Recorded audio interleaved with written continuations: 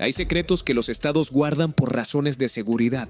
Hay secretos que los guardan por razones de vergüenza. Y hay secretos que los guardan porque la verdad en manos equivocadas puede destruir no a un hombre, sino a un mito. Este es uno de esos últimos. Este es el secreto que el Partido Comunista de la Unión Soviética custodió durante décadas con más celo que sus arsenales nucleares, con más disciplina que sus ejércitos, con más frialdad que cualquier purga política. Este es el secreto del origen de Vladimir Ilich Ulyanov, conocido en la historia universal como Lenin.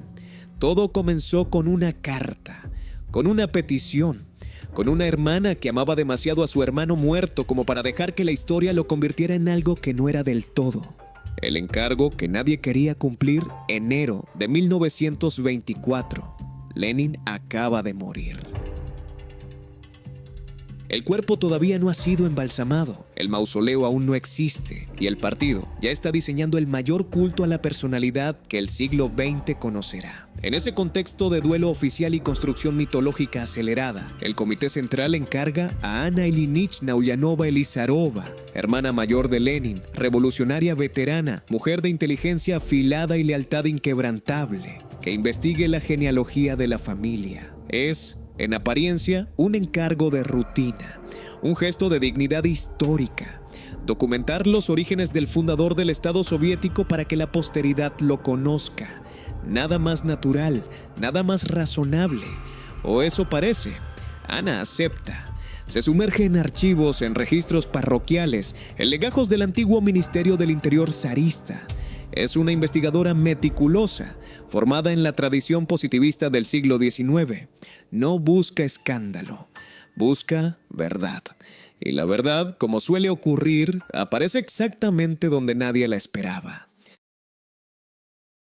En los archivos del antiguo Ministerio del Interior, entre documentos que el régimen zarista había clasificado y el régimen soviético no había tenido tiempo de revisar, Anna encuentra lo que cambiará todo. Los documentos hablan del abuelo materno de Lenin, Alexander Dmitrievich Blank, un médico respetable, un hombre de posición, un ruso por todos los documentos oficiales de su vida adulta. Pero antes de llamarse Alexander, antes del bautismo cristiano, antes de la asimilación meticulosa y total, ese hombre se llamaba Israel Blank y era judío. El abuelo que no debía existir, Israel Blank, que pronto pasaremos a conocer mejor porque su historia merece su propio capítulo, nació en el seno de una familia judía del Imperio Ruso. En algún momento de la primera mitad del siglo XIX se convirtió al cristianismo ortodoxo, tomó el nombre de Alexander, estudió medicina, se casó con una mujer de ascendencia alemana y sueca y construyó una vida que desde fuera parecía absolutamente integrada en la sociedad rusa de su tiempo. Su hija María, la madre de Lenin, creció sin saber nada de esta historia, sin saber que en su sangre corría algo que el Imperio ruso consideraba una marca diferencial, una categoría legal, una restricción, sin saber que era, por una línea directa, descendiente de la comunidad judía del Pale of Settlement. Ana Ulyanova Elizarova comprendió de inmediato el peso de lo que tenía en sus manos. No era solo un dato genealógico, era dinamita política en el contexto del periodo de entreguerras, en el contexto de un Estado soviético que luchaba contra el antisemitismo, pero también intentaba presentar a Lenin como un símbolo universal, accesible para todos los pueblos de la Unión.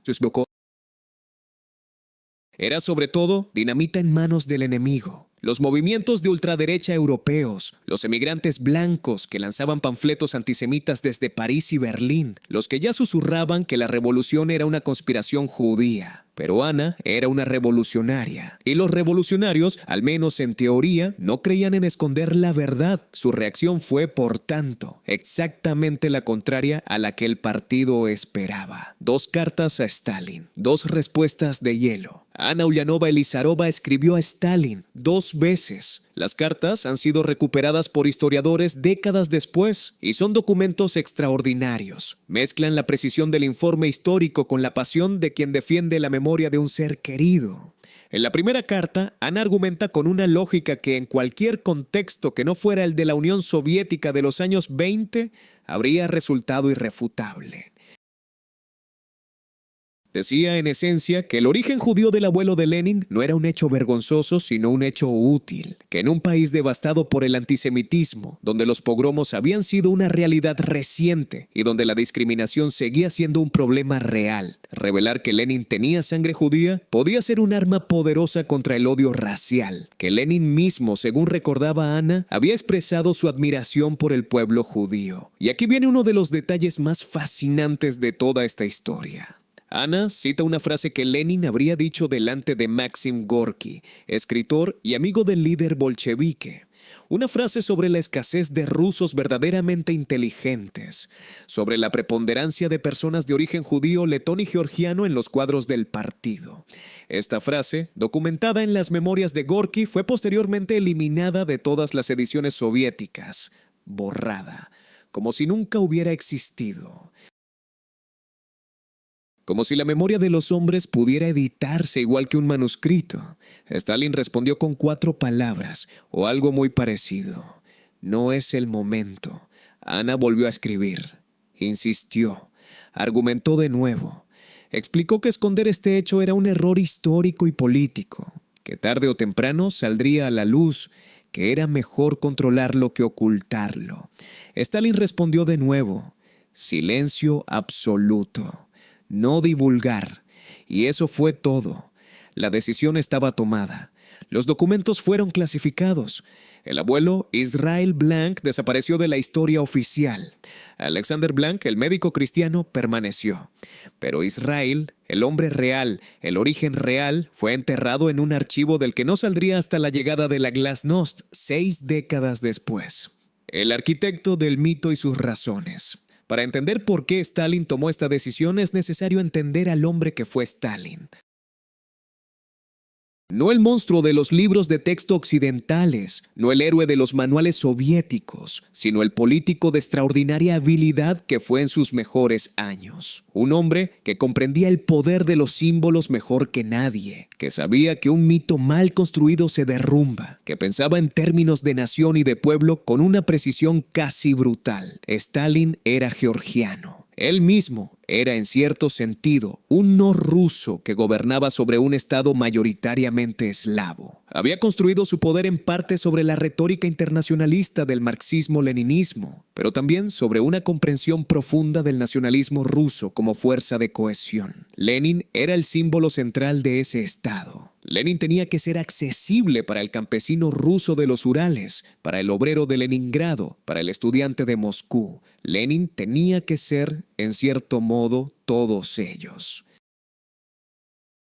Una genealogía compleja, judía por una línea, alemana y sueca por otra, tártara y calmuca por la tercera, eslava por la cuarta. No encajaba en ese proyecto, no porque Stalin fuera antisemita en términos personales, sino porque la complejidad étnica destruye los mitos. Los mitos necesitan simplicidad, los mitos necesitan pureza aunque sea inventada. Así que el mito fue protegido. La verdad fue archivada, y Anna Ulyanova Elizarova, que había intentado hacer lo correcto, fue silenciada con la misma eficiencia burocrática con que el sistema soviético silenciaba todo lo que no encajaba en su relato. El mecanismo del olvido, cómo funciona la censura de la memoria. Lo que hace especialmente fascinante este episodio no es solo el contenido del secreto, sino el mecanismo de su supresión. La Unión Soviética no quemó los documentos, no destruyó las cartas de Anna, no ejecutó a los archiveros que sabían, los enterró, los clasificó. Los guardó con llave en depósitos donde existían pero no podían ser consultados, donde eran reales pero no podían ser conocidos. Esta es una forma de censura mucho más sofisticada que la destrucción. La destrucción crea mártires, crea rumores, crea la sospecha de que algo valioso fue eliminado. El archivo crea el olvido. Los documentos siguen existiendo. Nadie puede acusarte de haberlos destruido, pero nadie puede tampoco leerlos, ni citarlos, ni usarlos. Es la censura perfecta, no la aniquilación del conocimiento, sino su inmovilización. Y funciona. Durante décadas, la genealogía de Lenin fue un tema sobre el que los historiadores soviéticos simplemente no hablaban. No porque no supieran, sino porque sabían que no era un tema que pudiera discutirse. El silencio no era ignorancia, era disciplina. Fue solo con la llegada de la Glasnost, con las políticas de apertura de Mikhail Gorbachev en los años 80, cuando los archivos comenzaron a abrirse y los historiadores pudieron por primera vez reconstruir la historia completa. El nombre de Israel Blank volvió a la luz, las cartas de Anna fueron publicadas. El secreto que Stalin había guardado durante 60 años se disolvió en cuestión de meses, lo que el secreto revela sobre el poder. Hay una paradoja magnífica en el corazón de esta historia. Lenin fue el hombre que dedicó su vida a destruir el orden existente, a demoler las jerarquías, a crear un mundo donde el origen no determinara el destino. Y sin embargo, su origen fue ocultado por sus propios herederos ideológicos precisamente porque ese origen era demasiado complejo, demasiado mestizo, demasiado humano para encajar en el ícono que necesitaban construir. La revolución que prometió liberar a los hombres de las cadenas del pasado construyó para su propio fundador las cadenas del origen perfecto. El hombre que nunca se preocupó por su genealogía fue transformado post-mortem en un personaje cuya genealogía debía ser controlada con precisión quirúrgica. Anna Ulyanova Elizarova entendió esto. Por eso luchó. Por eso escribió esas cartas. Porque sabía que esconder el origen de su hermano no era protegerlo, sino falsificarlo. Que la grandeza de Lenin no estaba en ser puramente ruso, sino en haber superado todas las categorías que la sociedad de su tiempo imponía. Que su herencia judía, su sangre alemana, su raíz asiática no lo hacían menos, sino más. Más complejo, más humano, más verdadero. Stalin eligió el mito. Anna eligió la verdad. La historia durante 6 décadas eligió a Stalin, pero los archivos esperaban, y los archivos al final siempre hablan. Hay familias que se conocen de memoria, que saben exactamente de dónde vienen, que pueden trazar su árbol genealógico hasta varios siglos atrás, que conservan retratos de bisabuelos en las paredes y cartas amarillentas en cajones cerrados con llave. Y hay familias que simplemente viven hacia adelante, que no miran atrás porque el futuro les parece más interesante que el pasado, porque las urgencias del presente no dejan tiempo para la arqueología sentimental, o porque en el fondo saben que lo que encontrarían si miraran demasiado profundo podría resultar incómodo. Los Ulyanov eran de los segundos, no por ocultamiento deliberado, no por vergüenza consciente, sino por algo más curioso y más revelador, una especie de desinterés genuino hacia la pregunta del origen. Vladimir Ilich Ulyanov, el hombre que reordenó el mundo, el hombre que pensó más que nadie de su generación sobre las estructuras de la sociedad, sobre la historia como motor de cambio, sobre el pasado como clave del futuro. Ese hombre nunca se molestó en investigar de dónde venía su propia familia. Y cuando el Estado le preguntó, respondió con una honestidad desarmante que con el tiempo resulta ser uno de los datos más fascinantes de toda su biografía. El formulario que lo dice todo. En 1922, ya enfermo, ya consciente de que el tiempo se le acaba, Lenin llena una ficha del censo soviético. Es un documento burocrático, rutinario, uno de los millones que el nuevo Estado está generando en su intento de catalogar, ordenar y conocer a su población. Entre las preguntas hay una sobre la nacionalidad y otra sobre el origen familiar. Lenin deja la columna de nacionalidad en blanco. Para el abuelo paterno escribe con su letra apretada y directa, no sé, 3 palabras.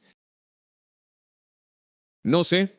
El fundador del Estado soviético, el hombre cuya biografía será estudiada, analizada, glorificada y manipulada durante décadas, escribe no sé en la casilla del abuelo paterno de un formulario del censo.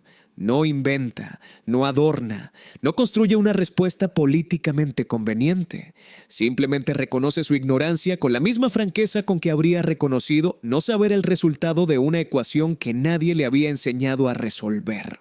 Un año antes, en 1921, en otra encuesta, había escrito la palabra ruso junto a su nacionalidad, pero no como una afirmación biológica, como una afirmación cultural. Ruso por lengua, por educación, por formación intelectual, por el mundo mental en que pensaba y soñaba y escribía. Ruso de la misma manera en que un hombre puede ser de una ciudad sin haber nacido en ella, porque esa ciudad lo formó y lo hizo quien es. Esta distinción aparentemente pequeña es en realidad enorme.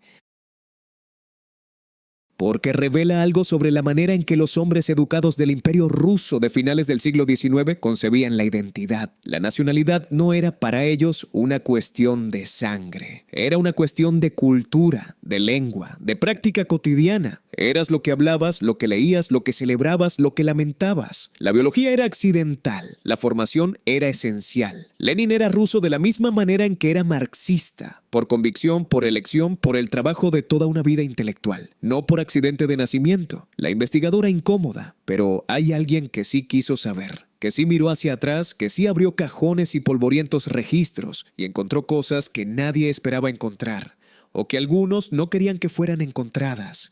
Marietta Shaguinian era escritora, periodista, investigadora, una mujer de energía intelectual extraordinaria que en los años 30 comenzó a trabajar en una biografía de Lenin. No era una disidente, no era una enemiga del sistema, era una verdadera creyente que quería simplemente contar la historia completa del hombre que admiraba. Fue a los archivos, buscó documentos y encontró algo que nadie le había dicho que estaba allí. Entre los papeles de la familia Ulyanov, Shaguinian descubrió documentos que apuntaban hacia el origen de la abuela paterna de Lenin, Anna Alexeyevna Smirnova. Esta mujer, que se casaba con Nikolai Ulyanov y daría origen a la rama paterna de la familia del líder bolchevique, tenía un padre que había sido bautizado.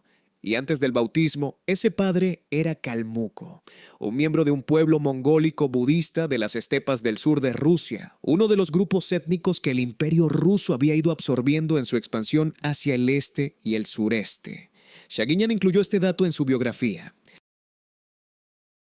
Lo presentó con entusiasmo, como una muestra de la riqueza y complejidad del origen de Lenin, como una prueba viviente de que el fundador del Estado soviético era, en cierto modo, un hijo de todos los pueblos del imperio. El libro fue prohibido, no suavizado, no corregido, no editado con sugerencias delicadas del partido. Prohibido. Los documentos que Shaguinian había encontrado fueron confiscados y devueltos a los archivos, donde permanecerían clasificados. La investigadora recibió una reprimenda oficial y el origen kalmuco de la abuela de Lenin desapareció de la historia oficial, con la misma eficiencia con que habían desaparecido los datos sobre el abuelo materno judío. Stalin construía un ícono, y los íconos no tienen sangre mestiza. Los íconos no tienen abuelas kalmucas ni abuelos hebreos. Los íconos tienen un origen simple, claro, comprensible, que no levante preguntas incómodas. Lo que Ana enumeró en su carta, volvamos a Anna Ulyanova Elizarova, la hermana, la Dao Sidwara Ediro.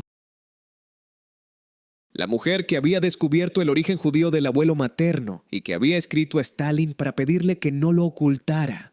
En esas cartas, Ana hace algo revelador.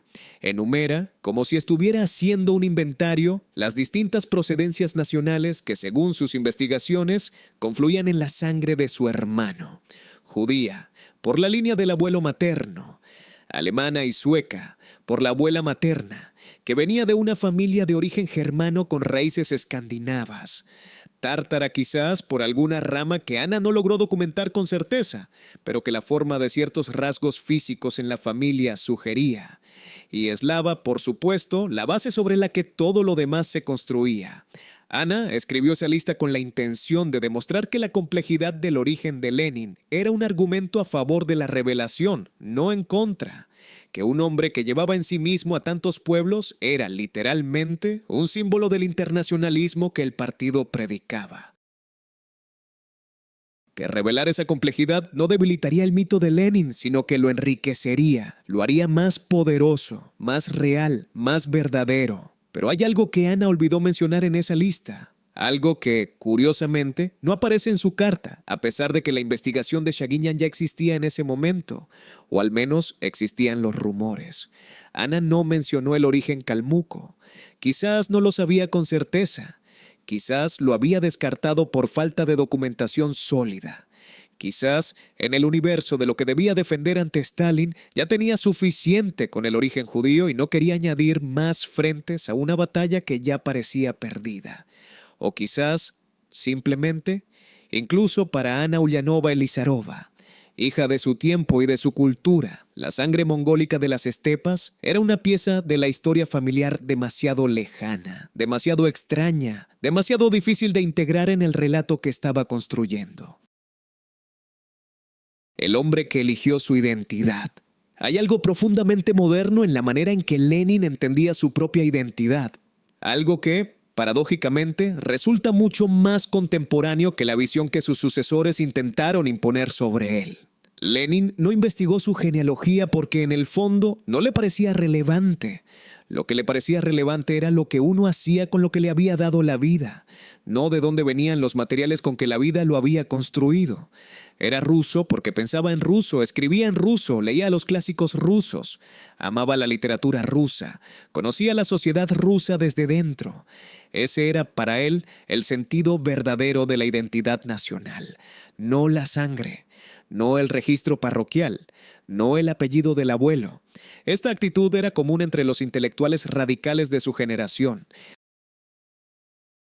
Los revolucionarios de finales del siglo XIX y principios del XX, fueran rusos, polacos, judíos, georgianos o letones, tendían a pensar la identidad en términos de clase y de proyecto político, no en términos de etnia. La pregunta no era de dónde venías, sino hacia dónde ibas. No qué eras, sino qué hacías. Es una visión del mundo que choca frontalmente con la que Stalin impuso después, con ese culto a la pureza nacional que se fue infiltrando en la retórica soviética a lo largo de los años 30 y que culminó en las deportaciones masivas de pueblos enteros, acusados de deslealtad colectiva por razón de su origen étnico. Chechenos, tártaros de Crimea, alemanes del Volga, calmucos, coreanos, pueblos enteros arrancados de sus territorios y enviados a Siberia o Asia Central, porque el Estado decidió que su sangre los hacía sospechosos.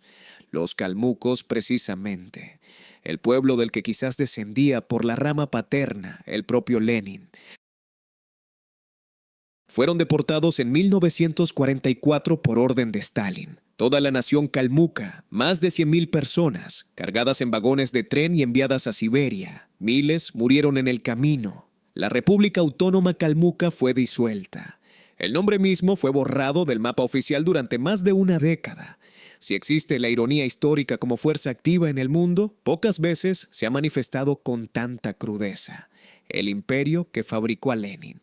Pero hay una dimensión más en esta historia de identidades múltiples, y es quizás la más importante de todas. Lenin era el producto perfecto, el resultado más acabado de aquello que decía querer destruir. El imperio ruso, con toda su opresión, con todo su antisemitismo institucional, con toda su jerarquía de castas y su discriminación sistemática, era también inevitablemente una máquina de mezcla.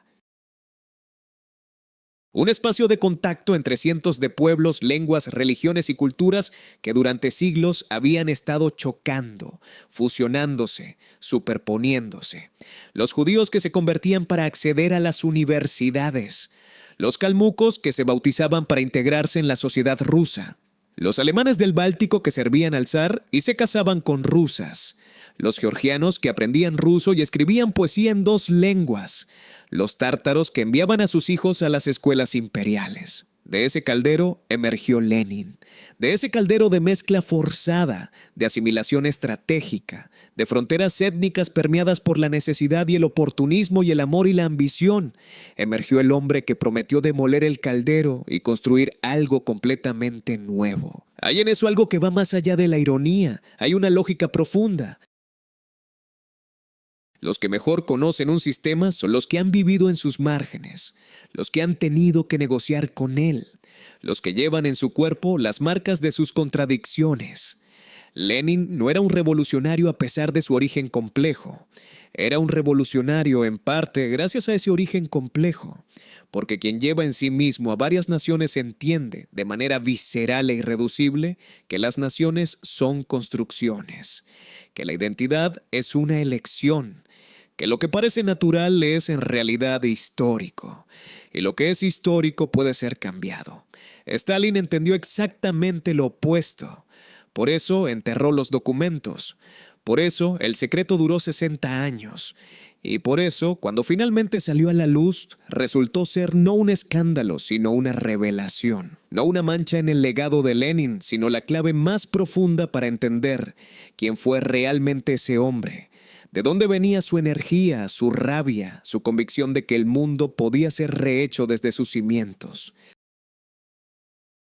Un hombre sin raíces claras que quiso dar raíces nuevas a toda la humanidad. Un hombre que no sabía quién era su abuelo y pretendió reescribir el destino de todos los hombres. Un hombre cuya sangre mezclada fue considerada demasiado impura para el mito y que resulta ser, precisamente por eso, el más humano de los mitos posibles. Hay historias que parecen imposibles hasta que uno las lee despacio, hasta que uno entiende el contexto, las fechas, los nombres, los mecanismos exactos por los que un hombre puede nacer sin apellido propio y morir con un título que sus nietos heredarán. Hasta que uno comprende que el imperio ruso, con toda su brutalidad, con toda su rigidez de castas y su desprecio por los de abajo, tenía también sus grietas, sus escaleras ocultas, sus puertas traseras que se abrían para los suficientemente tenaces, los suficientemente inteligentes, los suficientemente afortunados de encontrar a alguien que les tendiera la mano en el momento justo. La historia de los Ulyanov es exactamente esa clase de historia.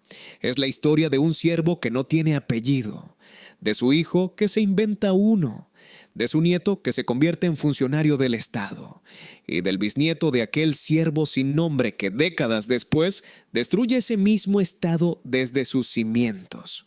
Si la historia tiene sentido del humor, pocas veces lo ha demostrado con tanta elegancia. El hombre sin apellido. Todo comienza en la medida en que algo tan antiguo puede comenzar en un punto preciso, con Vasily Ulyanin. El apellido, o más bien el apodo, viene del nombre propio Ulyan, una variante rusa de Julián. Vasily Ulyanin vivía en algún lugar de la Rusia central a principios del siglo XIX, en esa zona indefinida entre el Volga y los territorios del sur, donde los pueblos se mezclaban y las fronteras entre lo ruso y lo no ruso eran más culturales que geográficas. Vasily Ulyanin era siervo.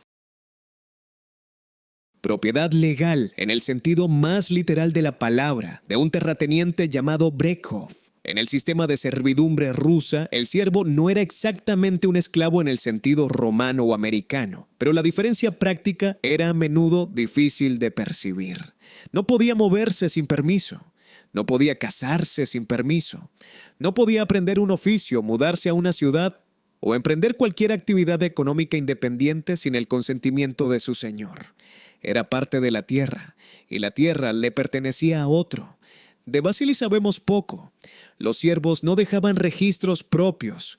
Sus vidas existían en los documentos de sus señores, en los registros de propiedad, en los censos que el imperio realizaba no para conocer a las personas, sino para contar las almas que pertenecían a cada terrateniente. Vasily era una de esas almas, un número en un registro, un cuerpo en una tierra ajena. Pero Vasily tuvo un hijo, y ese hijo cambió todo. Nikolai, y la reinvención del nombre el hijo de Vasily se llamaba Nikolai. Y Nikolai hizo algo que requería una combinación específica de circunstancias, valentía y oportunismo. Consiguió que su señor lo liberara del vínculo de la servidumbre a cambio de un pago periódico, lo que en el sistema ruso se llamaba el obrok.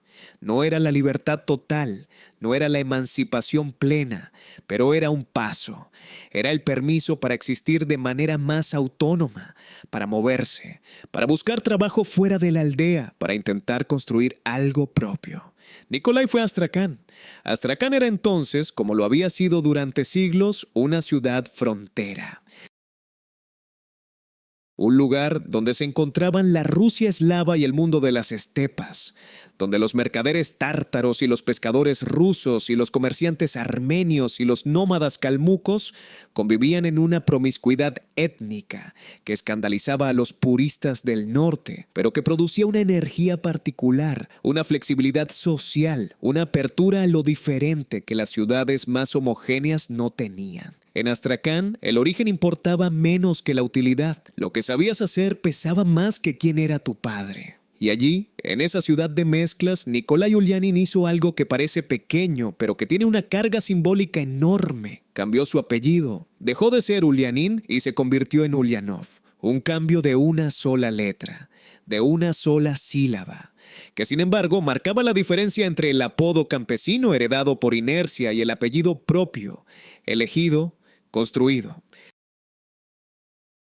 Era su manera de decir que él no era la continuación de algo que había recibido sin pedirlo, sino el comienzo de algo que estaba creando deliberadamente. En Astracán, Nikolai Ulyanov se casó, y aquí entra en escena uno de los elementos más fascinantes de toda esta genealogía. Su esposa, Ana Alexeyevna Smirnova, era hija de un hombre que había sido bautizado al cristianismo ortodoxo, pero que antes del bautismo pertenecía al pueblo calmuco.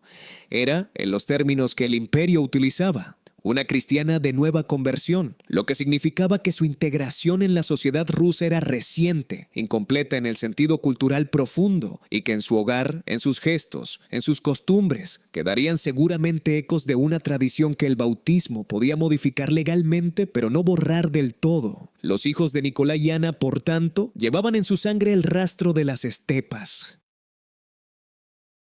El rastro de los jinetes mongólicos, del budismo lamaísta, de las caravanas que cruzaban los espacios inmensos entre el Caspio y el corazón de Asia. Una gota, quizás, pero una gota que los investigadores que miraron las fotografías de la familia notaron en ciertos rasgos, los pómulos, la forma de los ojos, algo que escapaba a la categorización eslava estricta y apuntaba hacia Oriente. Ilya Ulyanov, la escalera de la Ilustración. El hijo de Nikolai y Ana se llamaba Ilya Nikolayevich Ulyanov y fue él quien completó la transformación que su padre había iniciado. La historia de Ilya es en muchos sentidos la historia del sueño ilustrado del siglo XIX ruso, la creencia de que la educación podía cambiar el destino de un hombre, que el conocimiento era la llave que abría todas las puertas, que el hijo de un siervo podía, si aprendía lo suficiente, sentarse a la mesa de los que decidían. Ilya pudo estudiar gracias a su hermano mayor, Vasily.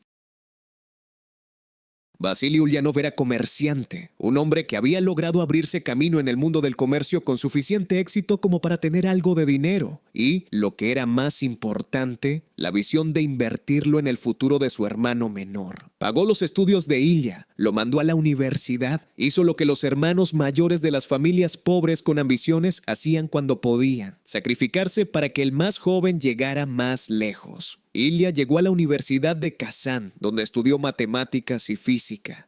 Era un estudiante brillante, metódico, con una capacidad de trabajo que sus profesores notaron y que sus compañeros admiraban. Se graduó con distinción, comenzó a enseñar y fue ascendiendo paso a paso por la jerarquía del sistema educativo del Imperio Ruso, ese sistema que era simultáneamente el instrumento de control del Estado y el único camino de ascenso social para los que no habían nacido con tierras ni títulos. Ilya llegó a ser director de las escuelas públicas de la provincia de Simbirsk. Era un funcionario del Estado con autoridad real, con responsabilidad sobre cientos de escuelas y miles de alumnos, con la misión de llevar la educación primaria a los rincones más remotos de una provincia que era, en muchos aspectos, un microcosmos de la Rusia de su tiempo. Trabajó con una dedicación que sus contemporáneos describían como casi religiosa.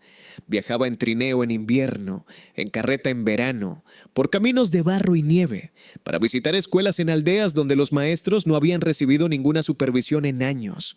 Y por ese trabajo, por esa dedicación, por ese servicio al Estado y a la educación popular, Ilya Ulyanov recibió el rango de consejero de Estado en funciones, un título civil que en el sistema de rangos del Imperio Ruso equivalía a un grado militar de general.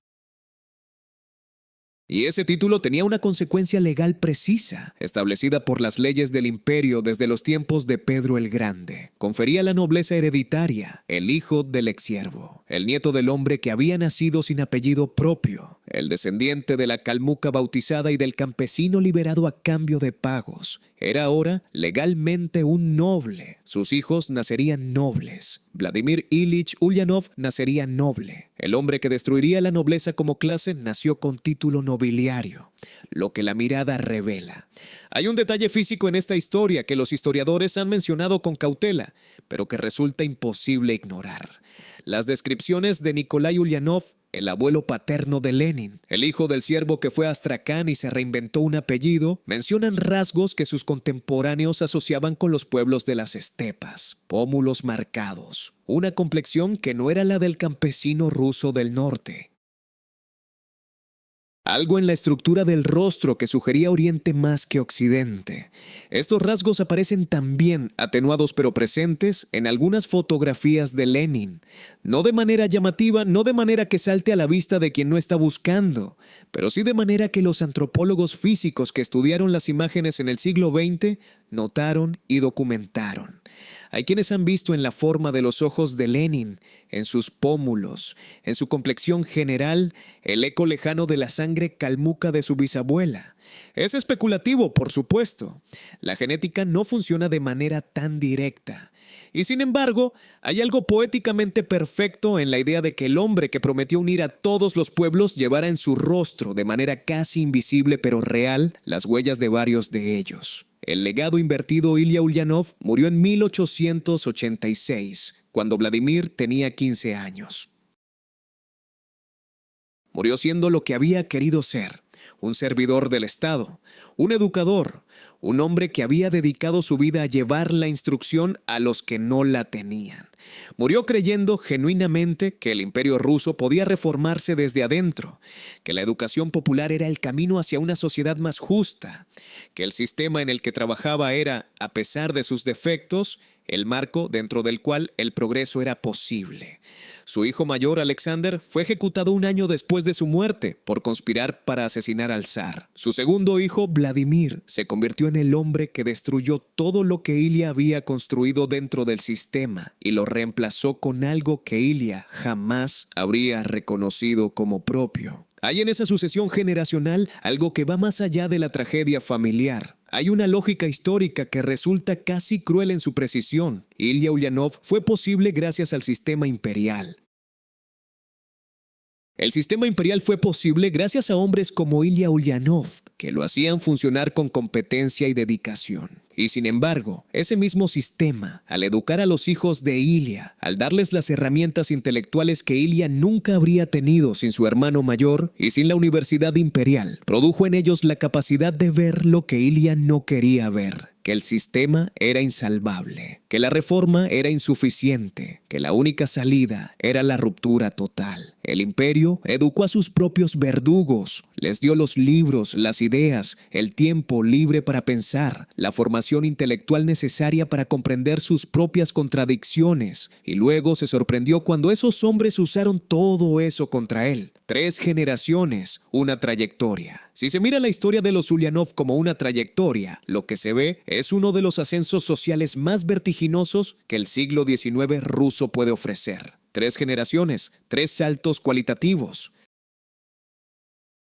La primera generación, el siervo sin apellido, atado a la tierra de otro hombre sin más horizonte que el de los campos que no le pertenecían. La segunda generación, el artesano libre, el hombre que llega a una ciudad frontera, que se reinventa un nombre, que se casa con una mujer de los márgenes del imperio y construye, con sus propias manos, una vida que su padre no podía haber imaginado. La tercera generación, el funcionario ilustrado, el director de escuelas, el noble hereditario, el servidor del Estado que cree en la educación como fuerza transformadora y dedica su vida entera a expandirla. Y luego, en la cuarta generación, algo que ninguna de las 3 anteriores podía haber predicho ni querido. El hombre que toma todo lo aprendido en esa trayectoria ascendente y lo convierte en una palanca para demoler el edificio entero. Lenin no habría sido posible sin Ilya. Ilya no habría sido posible sin Nikolai. Nikolai no habría sido posible sin Vasily, el siervo que no tenía apellido pero que tuvo un hijo con suficiente energía para ir a buscar su futuro a otra parte. La Revolución Rusa tiene muchas causas. Los historiadores llevan más de un siglo debatiéndolas, pero entre todas esas causas hay una que rara vez aparece en los libros de texto. La historia de una familia que subió demasiado rápido por una escalera que el imperio había construido sin pensar bien a dónde llegaba. Hay una forma de valentía que la historia raramente celebra. No es la valentía del soldado que carga contra el enemigo, ni la del mártir que muere por sus convicciones, ni la del revolucionario que arriesga su vida por una idea. Es una valentía más oscura, más ambigua, más difícil de juzgar desde la comodidad del presente. Es la valentía o quizás la desesperación del hombre que decide que la única manera de sobrevivir es dejar de ser lo que es. que borra su nombre, cambia su fe, abandona a su comunidad y apuesta todo a que el mundo nuevo que está construyendo para sí mismo no se derrumbará antes de que sus hijos crezcan lo suficiente para no necesitar el antiguo. Moix Blanc apostó esa apuesta, la ganó a medias, y las consecuencias de su juego alcanzaron, generaciones después, a un hombre que nunca supo que estaba jugando con cartas marcadas. El mercader de Volinia Moisheitzkovich Blanc nació en algún momento de la segunda mitad del siglo XVIII en Volinia, una región que hoy pertenece a Ucrania Occidental, pero que entonces era parte del Imperio Ruso, una de las zonas de la llamada zona de residencia, ese territorio al que el Estado zarista había confinado a la mayoría de sus súbditos judíos mediante una legislación que combinaba la discriminación sistemática con el paternalismo más cínico. Los judíos de la zona de residencia no podían vivir en las grandes ciudades del interior del imperio, no podían poseer tierras, no podían ejercer la mayoría de las profesiones liberales, podían comerciar, prestar dinero, ejercer ciertos oficios y poco más. Moix era comerciante. Vendía vodka, entre otras cosas, que era uno de los pocos negocios que los judíos podían llevar con cierta libertad dentro de las restricciones imperiales. Era un hombre de carácter fuerte, de inteligencia práctica, con una capacidad para los negocios que sus contemporáneos reconocían y una disposición al conflicto que sus contemporáneos también reconocían, aunque con menos admiración. Moishe tenía problemas con su propia comunidad. Los registros históricos que los investigadores han recuperado muestran a un hombre que chocaba regularmente con las autoridades de la Keilah, la comunidad judía autogobernada, y que no dudaba en recurrir a las autoridades zaristas para resolver disputas que en condiciones normales habrían sido asuntos internos de la comunidad. En el mundo judío del Imperio Ruso, esto era considerado una traición de primer orden. La comunidad era el escudo, el sistema de protección mutua, la red que sostenía a sus miembros frente a un estado hostil. Ir a las autoridades zaristas con quejas sobre otros judíos era romper ese escudo desde dentro. Moix no solo fue a las autoridades. Según los documentos que los investigadores han recuperado, en algún momento denunció a miembros de su propia comunidad. Las razones exactas no están del todo claras, pero el patrón está documentado. Un hombre que no dudaba en usar al enemigo externo como herramienta en sus conflictos internos. El incendio y la huida.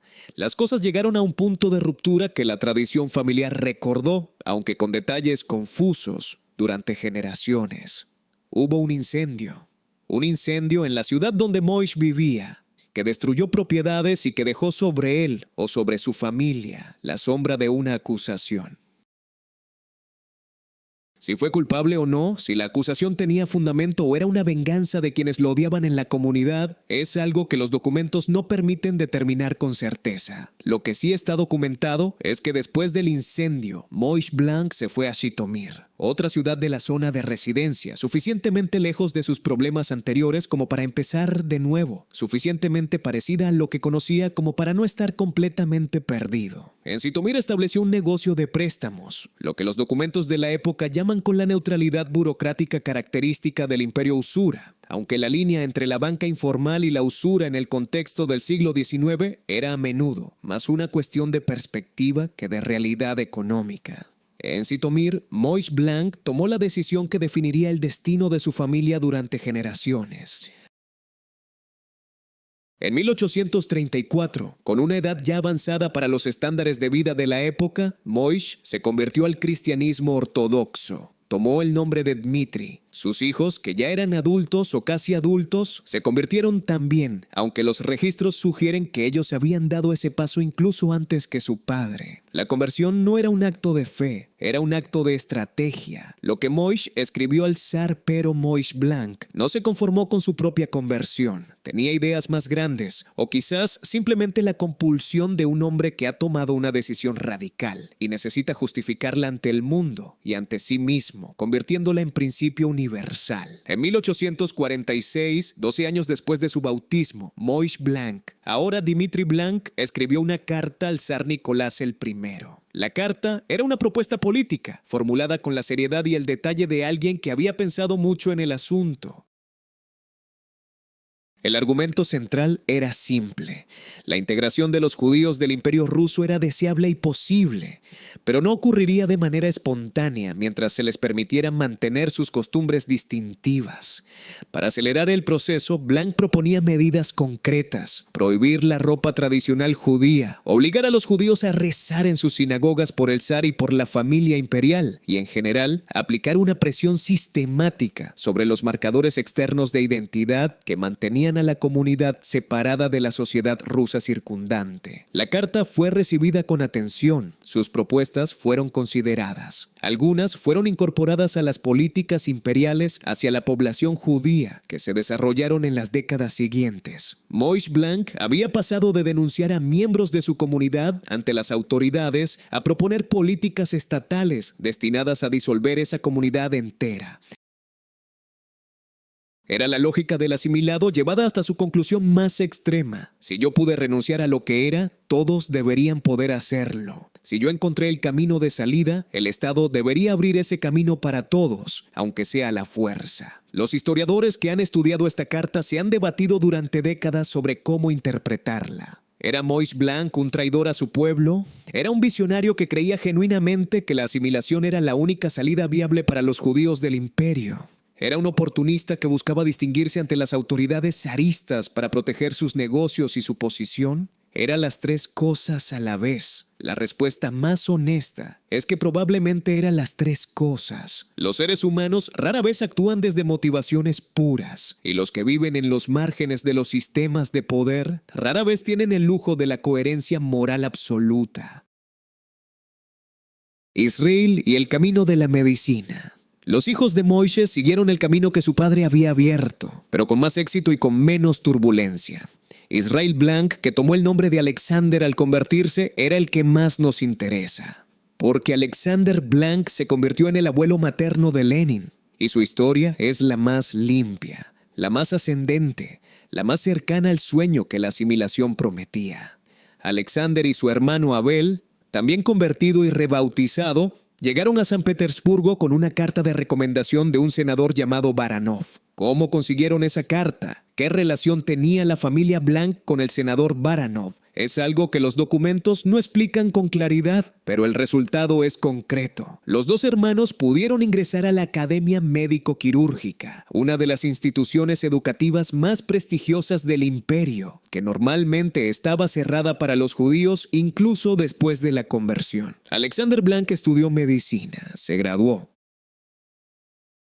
Comenzó a ejercer como médico en San Petersburgo, luego en Perm, luego en otras ciudades del imperio, siguiendo el patrón de movilidad que caracterizaba a los médicos del estado zarista, que eran asignados donde se les necesitaba más que donde ellos querían ir. Era un médico competente, según los testimonios de sus contemporáneos. No un genio médico, no un innovador, pero sí un profesional serio y dedicado que cumplía con su trabajo en condiciones a menudo difíciles. Y Alexander Blank se casó. Se casó con Anna Groschow, una mujer de origen alemán con raíces suecas, de familia protestante, integrada en la clase media alta de la inteligencia báltica que formaba una parte significativa de las élites profesionales del Imperio ruso. Era en términos genealógicos exactamente lo opuesto de lo que había sido su padre. Alemana, protestante convertida al ortodoxo por el matrimonio, europea occidental en su formación y sus referencias culturales. Los hijos de Alexander y Ana nacieron en ese cruce. Llevaban en su sangre la herencia judía del padre, que ninguno de ellos conocía porque Alexander nunca habló de ello, y la herencia alemana y sueca de la madre, que era perfectamente visible en los apellidos, en los rasgos físicos, en los libros que llenaban la casa. María, la hija que no sabía, la hija menor de Alexander Blank se llamaba María Alexandrovna Blank. Nació en 1835, creció en el ambiente cómodo y culto de una familia de médico provincial. Aprendió alemán desde niña porque su madre lo hablaba en casa. Leyó los clásicos rusos y europeos. Tocaba el piano con suficiente habilidad como para dar clases. Y tenía esa combinación de inteligencia práctica y energía organizativa que hace a ciertas mujeres el centro invisible alrededor del cual gira todo lo demás. María Blank no sabía qué era, por la línea paterna, descendiente de Moishe de Volinia. No sabía que su abuelo había vendido vodka y prestado dinero en la zona de residencia. No sabía que su padre había podido estudiar medicina gracias a una carta de recomendación de un senador, cuya relación con la familia nunca fue explicada claramente. No sabía que en los archivos del imperio existían documentos que la clasificaban como nieta de un converso de origen judío.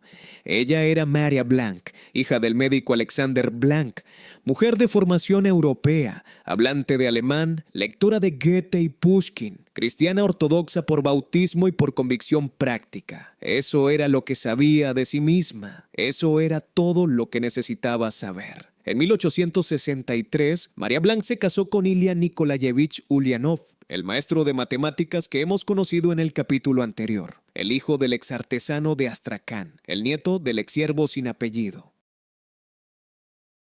Fue un matrimonio de dos trayectorias ascendentes que se encontraban en el punto medio. Él venía de abajo y había subido. Ella venía de arriba y había bajado lo suficiente para ser alcanzable.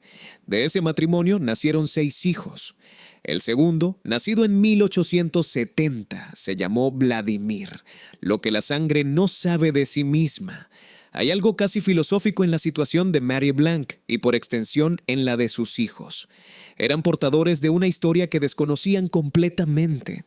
Llevaban en su ADN el rastro de Volinia, del comercio en la zona de residencia, de las sinagogas y los sábados y las oraciones en hebreo.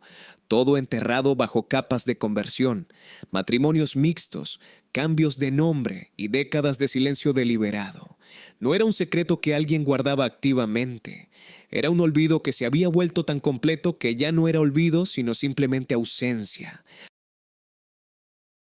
Alexander Blank no le dijo a María que era hijo de un converso porque probablemente él mismo había decidido que ese dato no era relevante para su identidad, que pertenecía a un pasado que había quedado cerrado con el bautismo de su padre, que el mundo que él habitaba no tenía nada que ver con el mundo de Moshe en Volinia, y en cierto sentido tenía razón. El mundo de Alexander Blank, médico del Imperio Ruso casado con una alemana de familia protestante, no tenía nada que ver con el mundo de los judíos de la zona de residencia. La asimilación había funcionado exactamente como debía funcionar, borrando, sustituyendo, creando una identidad nueva sobre las ruinas de la antigua. Pero los documentos existían. Los registros del imperio eran meticulosos. Como son meticulosos todos los estados que se sienten amenazados por lo que no pueden ver. Y en esos registros, enterrados en archivos que nadie consultaba, el origen de Alexander Blank estaba escrito con la tinta indeleble de la burocracia zarista. Fue Anna Ulyanova Elizarova quien los encontró. Fue Stalin quien los volvió a enterrar. Y fue la Glasnost, décadas después, quien los desenterró definitivamente. El círculo que cierra, miremos ahora la historia completa. Los 4 capítulos juntos, como si fuera un mapa desplegado sobre una mesa. En un extremo, Moishe Blank en Volinia, el comerciante judío que vende vodka y denuncia a su propia comunidad. En el otro extremo, Vladimir Ulyanov en el Kremlin, el hombre que gobierna el primer estado obrero de la historia y que firma decretos que cambian el destino de millones de personas. Entre los dos, 4 generaciones, 2 conversiones al cristianismo, un matrimonio con una alemana de raíces suecas, un siervo liberado, un artesano que cambia de ciudad y de apellido, un maestro que asciende hasta la nobleza y una mujer que toca el piano y habla alemán y no sabe nada de Volinia. Esa trayectoria es, en miniatura, la historia del imperio ruso del siglo XIX. Un imperio que incluía por la fuerza y excluía por la ley, que necesitaba a sus minorías para funcionar, pero las despreciaba para sentirse superior, que ofrecía el bautismo como puerta de entrada y luego guardaba en sus archivos la prueba de que esa puerta había sido necesaria. Es decir, la prueba de que el bautizado había sido antes otra cosa. Lenin fue el producto de ese sistema, no a pesar de su origen complejo, sino gracias a él, porque el hombre que mejor entiende las contradicciones de un sistema es el que las lleva escritas en su propia genealogía. El que sabe, aunque no sepa que sabe, que las identidades son construcciones, que los nombres se cambian, que las pertenencias se negocian que lo que parece eterno e inmutable es en realidad el resultado de decisiones tomadas por personas concretas en momentos concretos bajo presiones concretas. Maurice Blanc decidió convertirse porque vio que la conversión era la única salida viable. Nikolai Ulyanov decidió cambiar su apellido porque vio que el nombre viejo lo ataba a un pasado que no quería. Ilya Ulyanov decidió dedicar su vida a la educación porque vio que era el único camino real de ascenso. Maria Blanc decidió casarse con un maestro porque vio en él algo que valía más que el origen. Y Vladimir decidió destruir el sistema entero porque vio, con una claridad que ninguno de sus antepasados había tenido o podido permitirse tener, que todas esas decisiones individuales no cambiaban nada fundamental, que el imperio seguía siendo el imperio.